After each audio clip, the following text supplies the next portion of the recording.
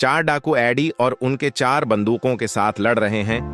AD अकेला है, जो कि उनके लिए एक फायदेमंद सूरत हाल है, लेकिन डाकुओं ने एक बात गलत समझी। एडी दरअसल अकेला नहीं है और इस वीडियो में हम वैनम को पेश करने जा रहे हैं।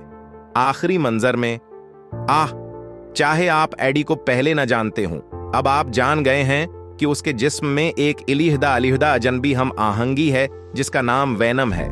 एडी, जो कि इल्जाम के तहत मेक्सिको में पनाह गजीन है, वक्त गुजरते गुजरते वो और वैनम दोनों हैं अपने वतन की कमी महसूस करते हैं और फैसला करते हैं कि अमेरिका वापस जाकर आजादी के मुजस्मे को देखेंगे।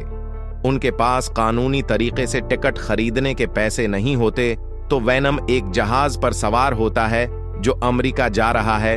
अपनी बाजों की मदद से एडी दर्द से चलाता है। वैनम उसे कहता है कि थोड़ा मर्द बन, टॉम क्रूज की तरह सीख। दोनों के दरमियान हंसी मजाक चल रहा था कि अचानक एक वहशी मखलूक आकर उन पर हमला कर देती है, जो ना बात करती है न कुछ, बस सिर्फ हमला करती है और काटना शुरू कर देती है।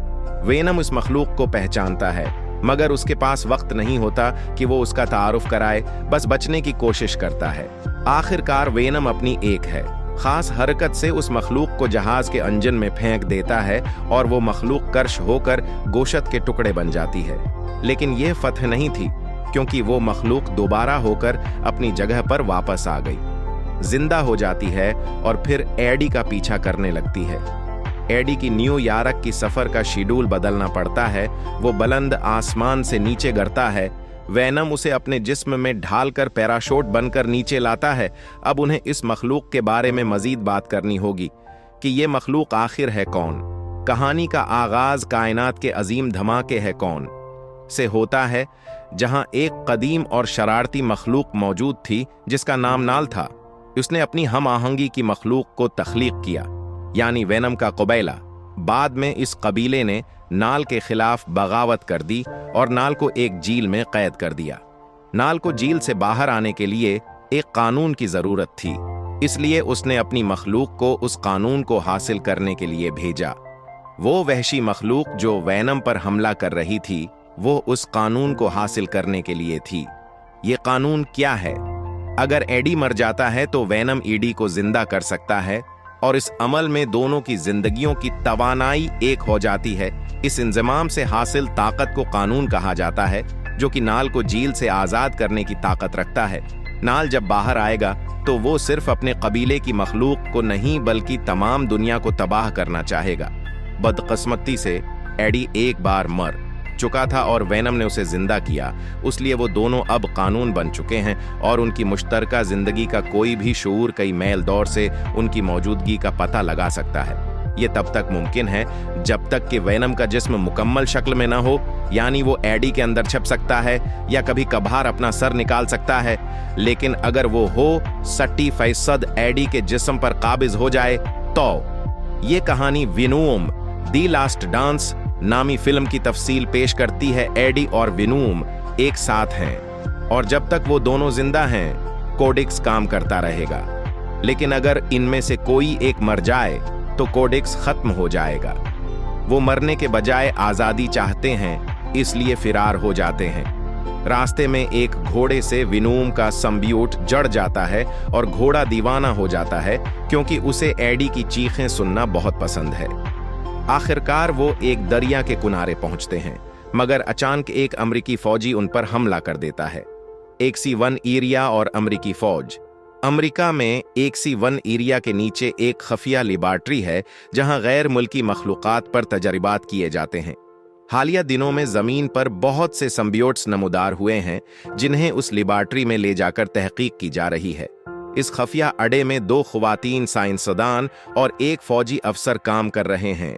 जब फौजी अफसर को वेनोम की मौजूदगी का पता चलता है तो वो उसे पकड़ने की कोशिश करता है।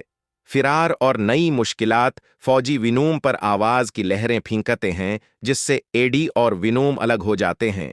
एडी कमजोर हो जाता है और करीब था कि आबशार से गर कर मर जाता, मगर वेनोम उसे दोबारा हलाक नहीं कर सकता, मुकम्मल तौर पर अपने अंदर शामिल करके बचा लेता है। जैसे ही वेनोम अपनी मुकम्मल ताकत में आता है, एविलियंट इंटेलिजेंस शोरी हिस्ती उनका सराग लगा लेती है और उनका पीछा शुरू हो जाता है। जंग और फौजी अफसर का मंसूबा। फौजी अफसर को मालूम होता है कि विनोम और एडी के अंदर कोडिक्स है, जो अगर नाल संबियोट्स का देवता के हाथ लग गया तो वो पूरी इंसानियत को तबाह कर सकता है। इसलिए अफसर विनोम या एडी को मारने का फैसला कर लेता है। लास वेगास में जुआ।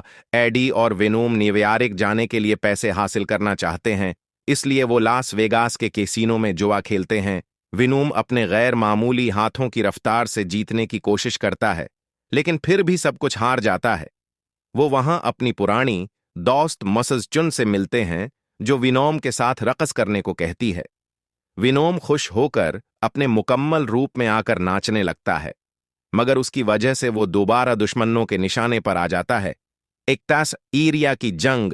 फौज विनोम को पकड़कर एक ईरिया ले जाती है और एडी को मारने की कोशिश करती है, मगर एक साइंसदान खफिया तौर पर विनोम को आजाद कर देती है।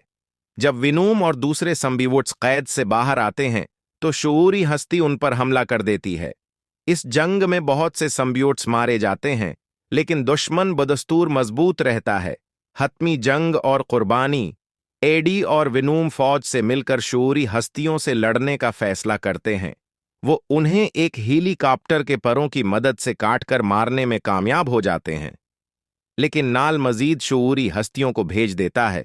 विनोम समझ जाता है कि यह जंग जीतना मुमकिन नहीं, इसलिए वो एक खतरनाक कदम उठाता है। विनोम की कुर्बानी। विनोम 5 शऊरी हस्तियों को अपने अंदर समेटकर खुद को एक तेजाबी चेंबर में गिरा देता है ताकि वो सबके सब तबाह हो जाएं। फौजी अफसर, जो शदीद जख्मी था, तेजाब में गिरने से पहले खुद को दस्ती बम से उड़ा देता है। एडी महफूज रहता है, मगर विनोम मर जाता है। नाल, जो किसी और सैयारे पर था, ये सब महसूस करके गुस्से में आ जाता है, क्योंकि उसका मंसूबा एक बार फिर नाकाम हो गया।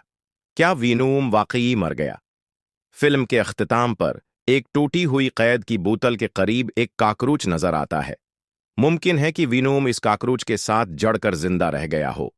फिल्म के आगाज में एक साइंसदान ने कहा था कि काकरोच किसी भी बड़े धमाके से जिंदा रह सकते हैं, जो एक वाज़ेह इशारा हो सकता है। विनोम 4 और 5। फिल्म के आखिर में कुछ ऐसे इशारे भी मिलते हैं कि विनोम मुस्तकबल में वापस आ सकता है। एक और अमकान ये भी है कि विनोम की जिस्मानी बाकियात जो बार में छोड़ दी गई थीं, दोबारा जिंदा हो सकती हैं। लिहाजा फिल्म के अगले हिस्से में शायद विनोम की हो सकती है वापसी हो। अख्तितामिया। एडी अपने ख्वाब के मुताबिक न्यूयॉर्क जाकर आज़ादी का मुजस्मा देखता है, लेकिन इस बार वो तन्हा है। ताहम विनोम के आखिरी अल्फाज ये सिर्फ आरिज़ी अलविदाई है, इस बात का इशारा देते हैं कि शायद वो किसी न किसी तरह लौट आए। क्या विनोम वाकई मर गया या वो किसी और सूरत में दोबारा जिंदा होगा? ये जानने के लिए हमें अगली फिल्म का इंतजार करना होगा।